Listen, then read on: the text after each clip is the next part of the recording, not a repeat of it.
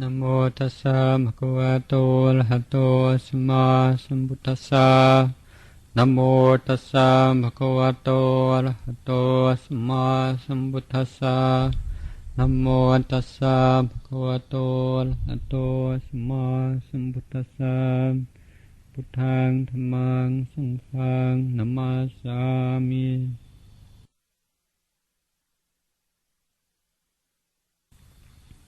In the Ovada Patimokkha, in which we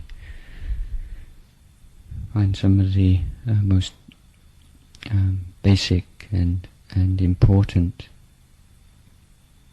guidelines for our lives as samanas, and the most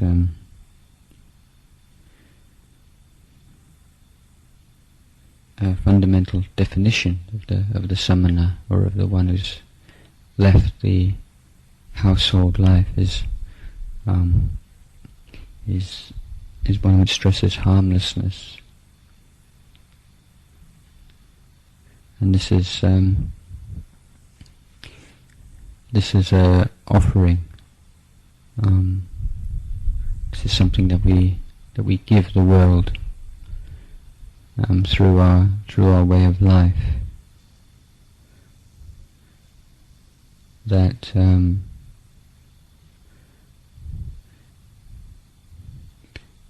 people may be inspired by what we do.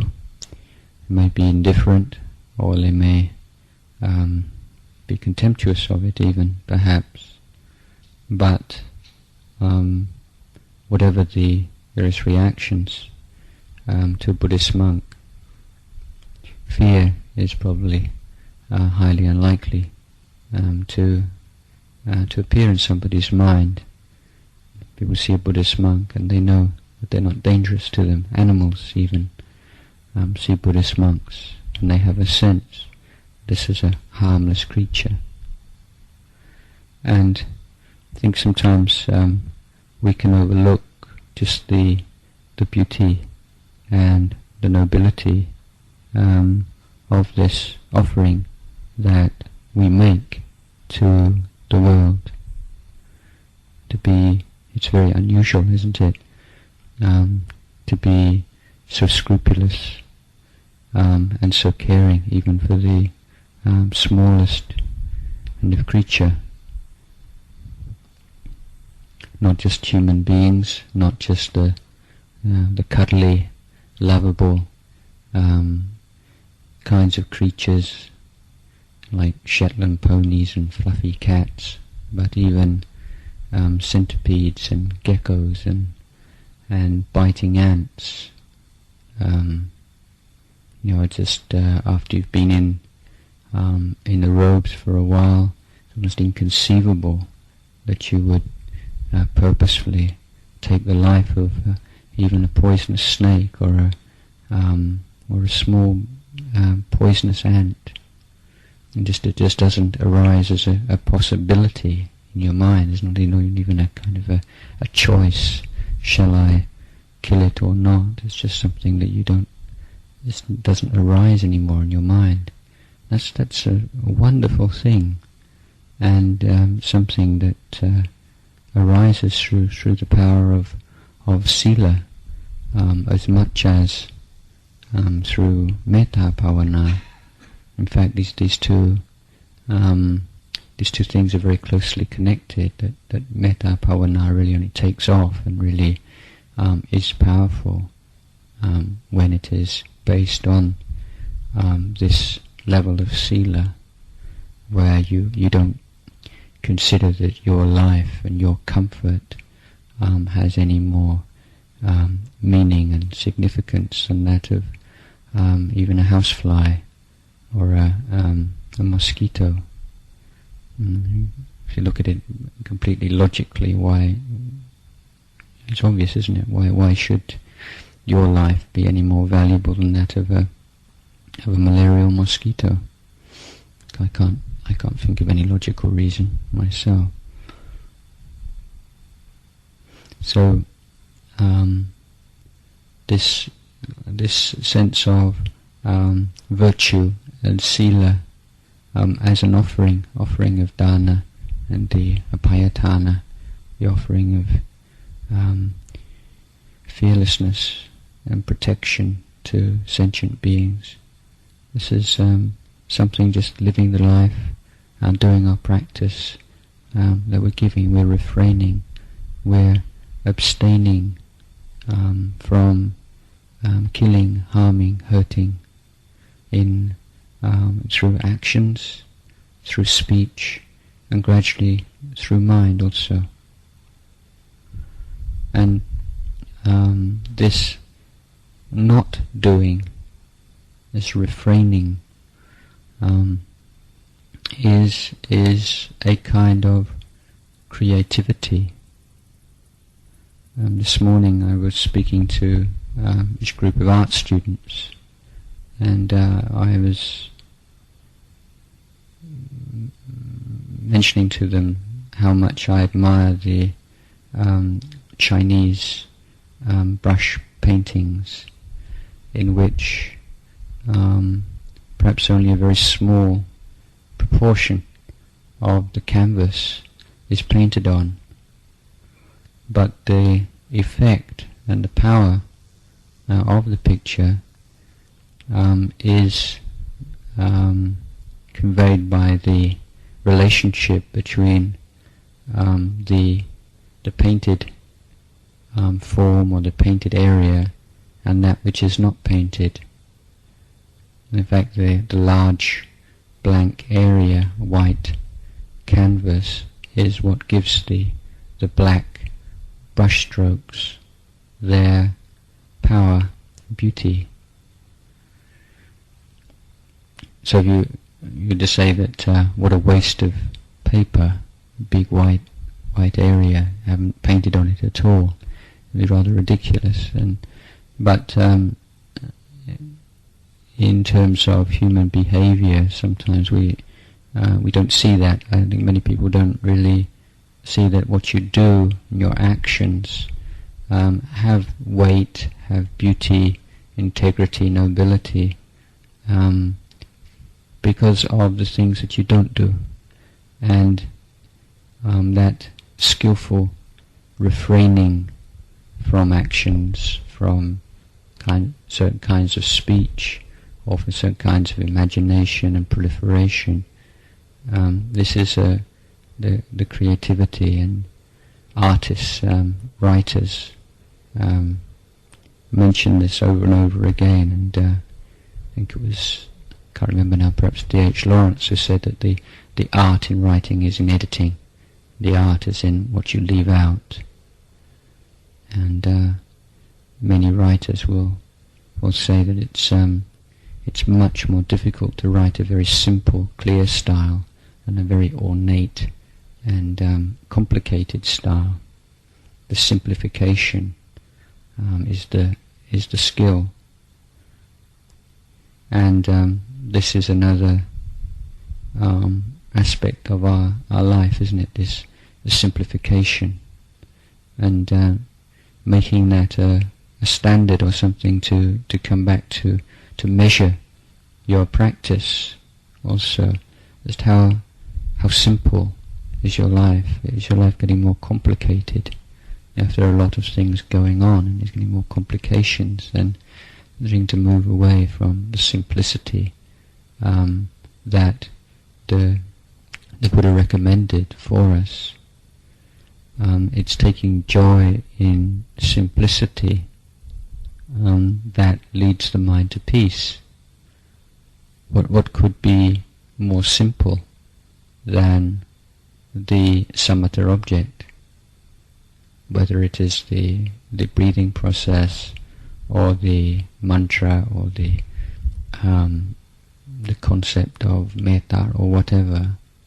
But the whole point of a samatha object is that it's not complicated, that it's actually going against the whole tendency for proliferation, or papancha, called in Pali.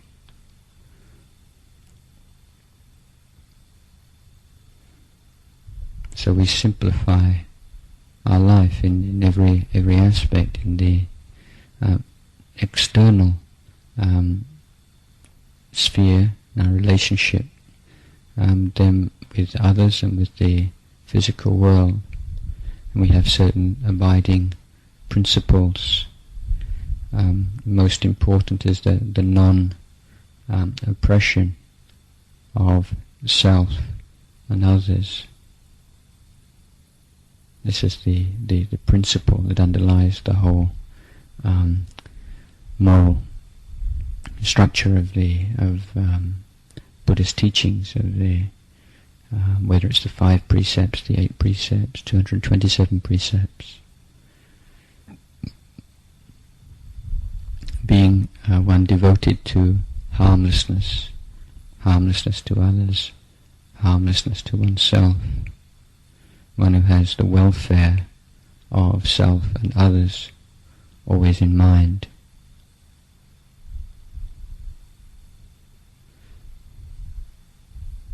The welfare of self and others is complementary. To say, if you really understand what your own welfare is, then you will not neglect the welfare of others.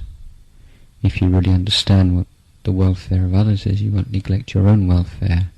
When there seems to be some conflict between them, then it usually means that you've lost the balance, or you've lost a clear understanding of what benefit really means.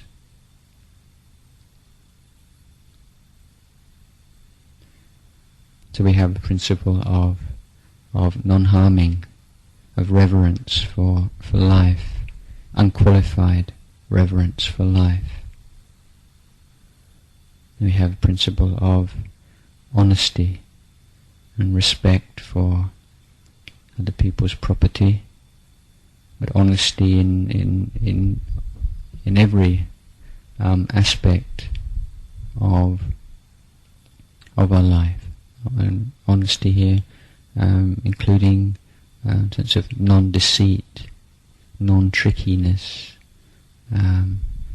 non-hypocrisy, not trying to appear in a way which is not a true reflection of how we are, not trying to hide our faults or to exaggerate our good points, or perhaps not trying to exaggerate our bad points and considering that to be humility.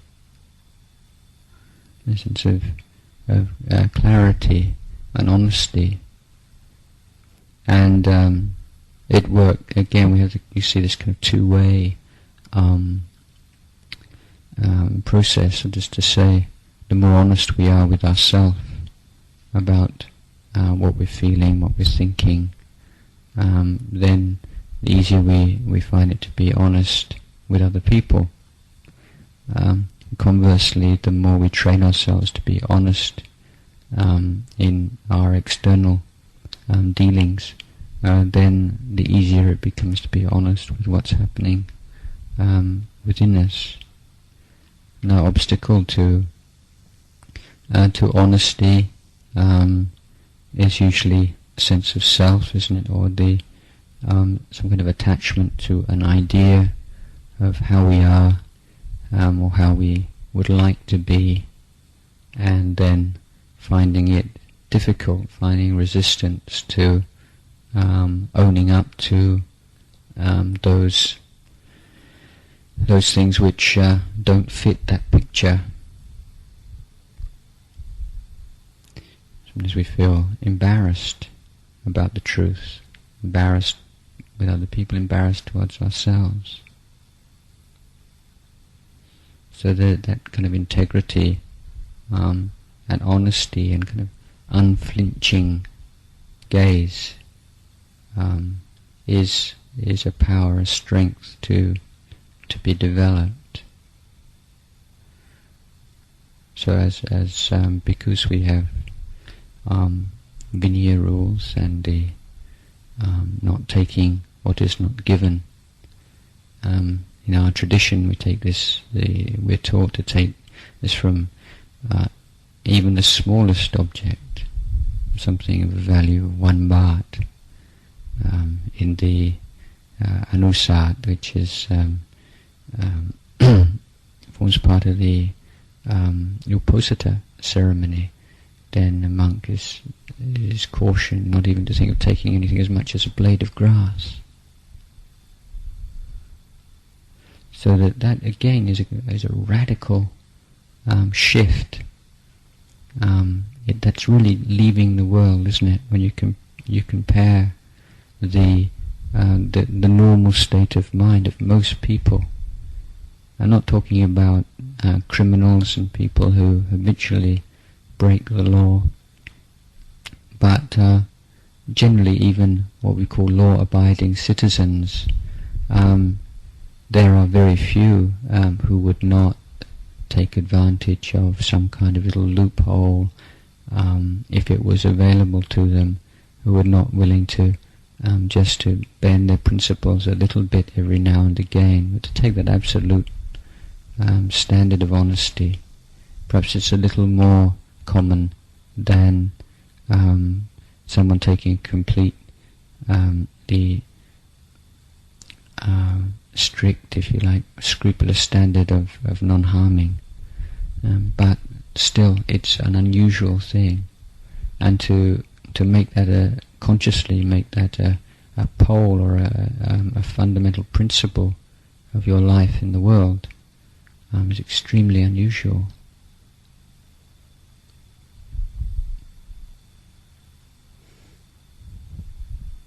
Because we consider the heart of our life, the essence of our life, the putting forth of effort, the abandonment of defilements, and the meditation practice, that we can overlook these beautiful accomplishments and things that we are practicing on a daily level, on a daily basis. Because it's so ordinary, and it's because it's not what you're doing, but it's what you're not doing. Refraining and abstaining from things is not dramatic, is it?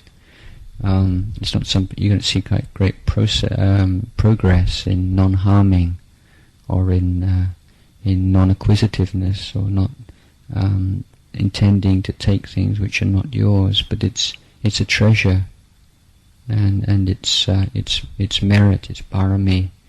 It's something which is accumulating and maturing in your heart.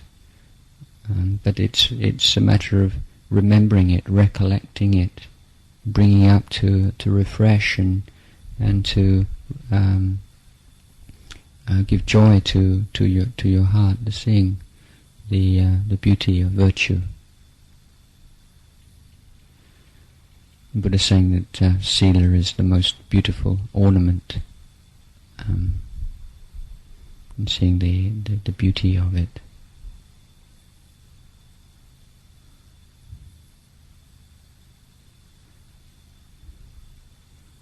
Seeing the beauty and the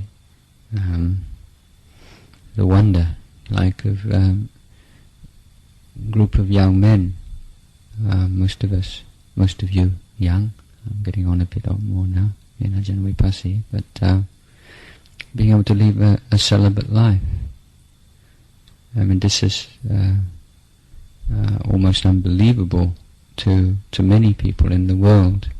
They assume either that we have some kind of homosexual relationships, or that we masturbate, or that we have some kind of sexual release, and people these days don't think it's possible. Hardly credit the idea that a community of young men can live in a completely chaste way and not be completely screwed up, repressed, misogynist, or whatever. But we do it. We do it very successfully. And it's something that's it's hard for for most of us, if not, it's difficult. If not difficult all the time, then there are certain periods of time when it's difficult, and it's a struggle for almost everybody. But it's something that to take pride in, that you can do that.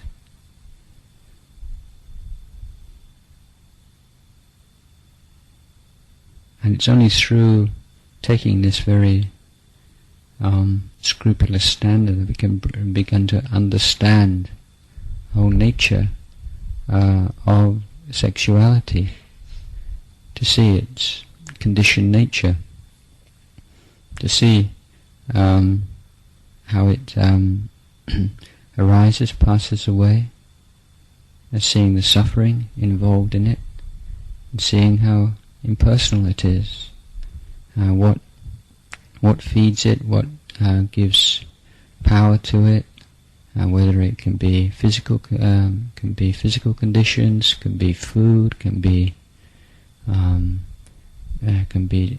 thinking, and indulgence in imagination is something which is conditioned.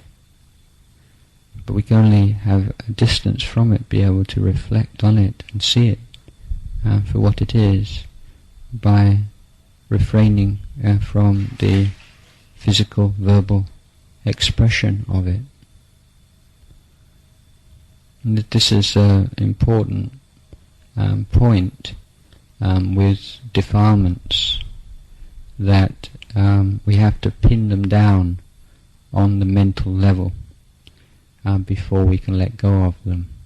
And the way you pin something down on the mental plane is that you refrain, consciously refrain or endure through the intention to express that defilement physically or verbally. And this is where the relationship between Sila, Samadhi and Panya becomes very clear. As long as you're still expressing sexual feelings physically, or indulging in speech, lascivious speech or careless speech of sexual matters, then you can never pin it down. It's moving, it's still receiving energy, you're still keeping it in motion, you're still feeding the flames.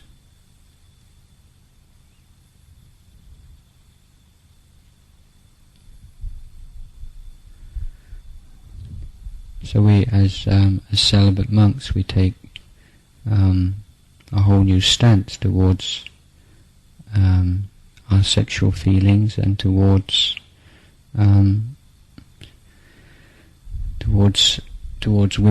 and the half of the human race, looking on women who are older than ourselves, trying to look on them as mothers. If they're just a few years older than ourselves, as older sisters, a few years younger than ourselves, as younger sisters, or very small children as our children, and substituting these kind of wholesome perceptions of women for the sensual.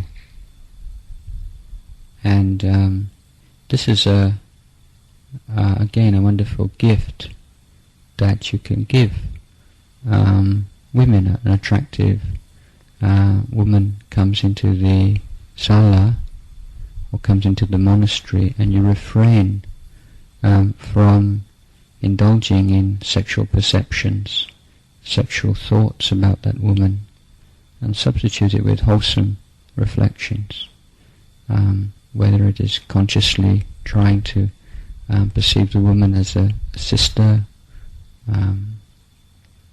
or wishing that person freedom from suffering, may they be well, substituting with metta. There are many different ways of doing this, but it's a wonderful gift that you can give someone, the gift of wholesome response to them as a human being, rather than just following the kind of instinctive animal obsession with some particular aspect of their physical appearance or their physical body. And this is you can really feel this as a sense of elevation, of being lifted from the animal level to the human level, from the gross to the refined.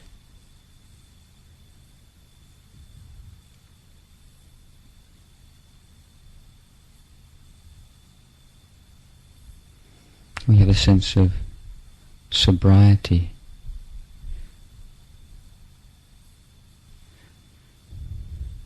Sense of, before that perhaps we'll talk about the sense of love of truth.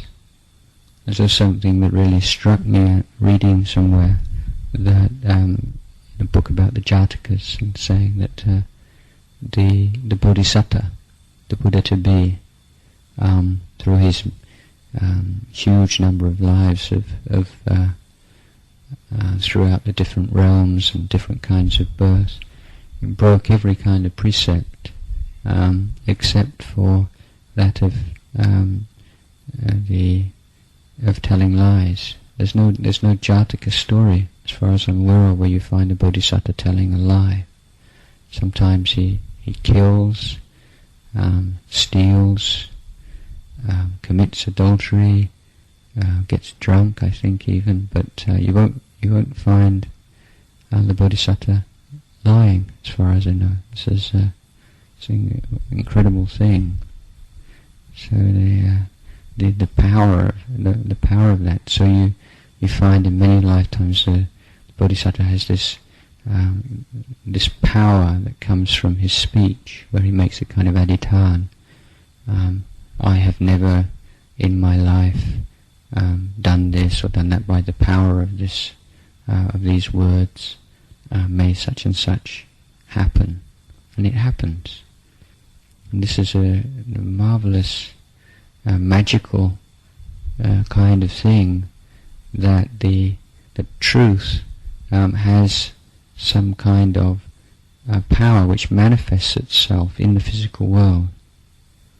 It can actually affect events, can affect things in the most marvelous kind of way when someone's built up that power of truth.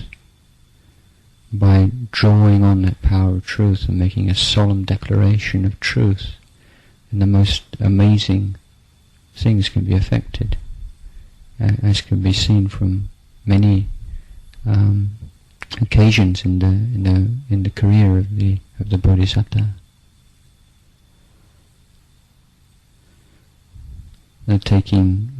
Taking a real joy and a pride, wholesome pride, in caring for the truth. And we have one word the Buddha used was satyanurakka, caring for the truth, loving the truth, being devoted to truth, and being careful to distinguish between what you know and what you believe and what you think, what you perceive, not confusing them. Often when people say they know something, they mean they believe it. You see this in members of other religions, when they have a strong faith in something and they consider that to be knowledge. The Buddha said you care for the truth by being very scrupulous in distinguishing between what you know as a direct experience and what you believe.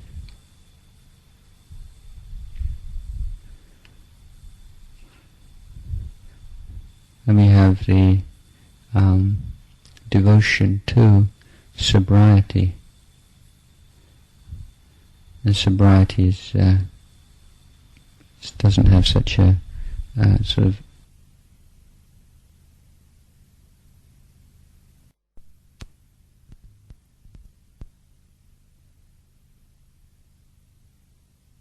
miserable, teetotaling, stiff collars, but this sobriety is that recognition of how infinitely superior sharpness and clarity of mind is to altered states of consciousness.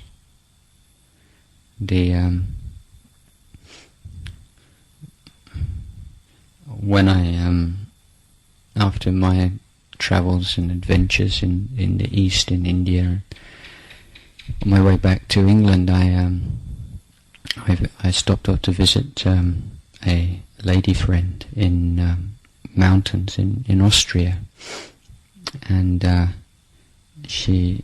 always remember that she was away for a while, and I was in this house by myself, and flicking through some of her books, and I came across this session of questions and answers with Lama Govinda.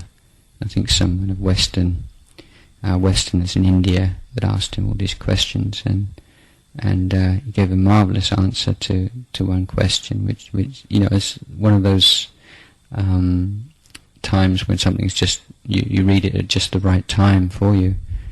And somebody asked Lama Govinda, said, "What do you think of mind-expanding drugs?" And he said, "Well, if you've got an ignorant mind, all you get is expanded ignorance."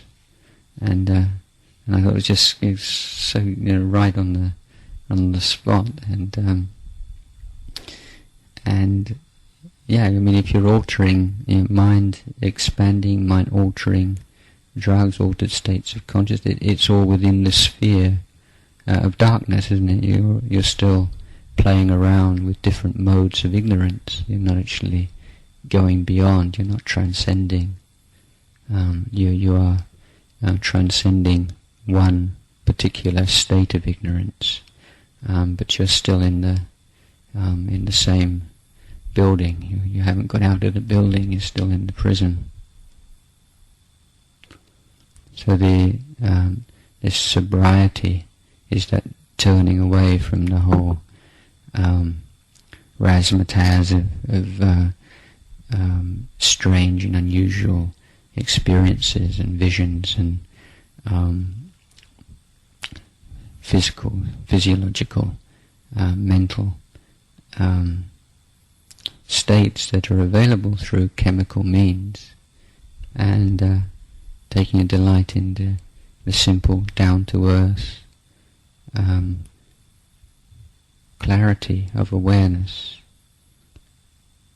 of the eye seeing forms, the ear hearing sounds, the nose and odours, the tongue and flavours, the body and sensations, the mind and ideas, and seeing, being with things as they are, and taking joy in that.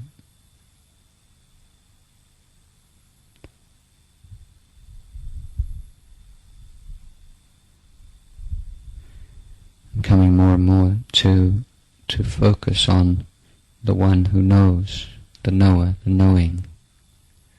And this is the great mystery of our life. We don't want to fuzz and confuse that. We want to clarify it. This is as we start to sort of clear away all the garbage from the mind, and the sense of knowing becomes clearer and sharper. And Lumputet makes a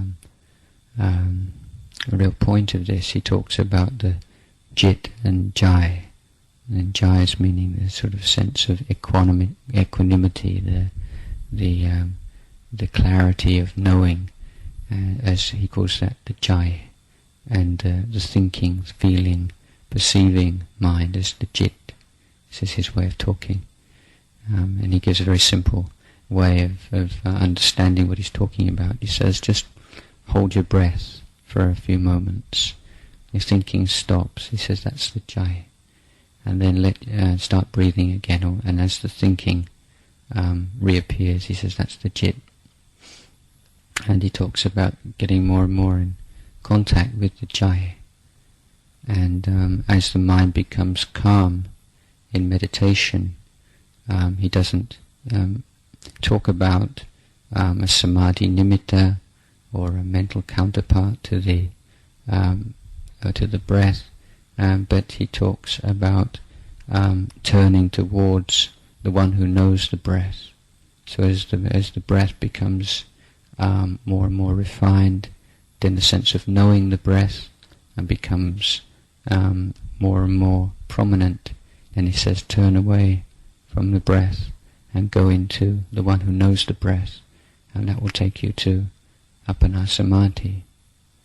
So he's sharpening this sense of knowing, being the one who knows, and that is what takes you to peace. And this is another technique used by one of the great meditation masters. But this ability to go from the obsession with the content of experience to come back to that the state of experiencing and that which is experiencing is that which is simplifying and bringing the mind more and more together. It's becoming more and more composed and more one-pointed.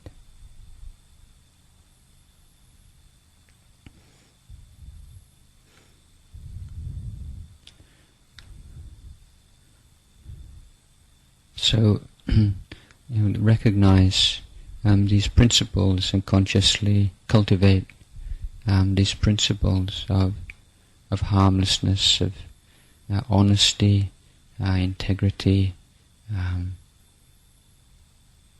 chastity, chasteness, love of truth, devotion to truth, sobriety, and above all, their constant clarification and sharpening of the sense of knowing. So I'd like to leave the evening talk at this point.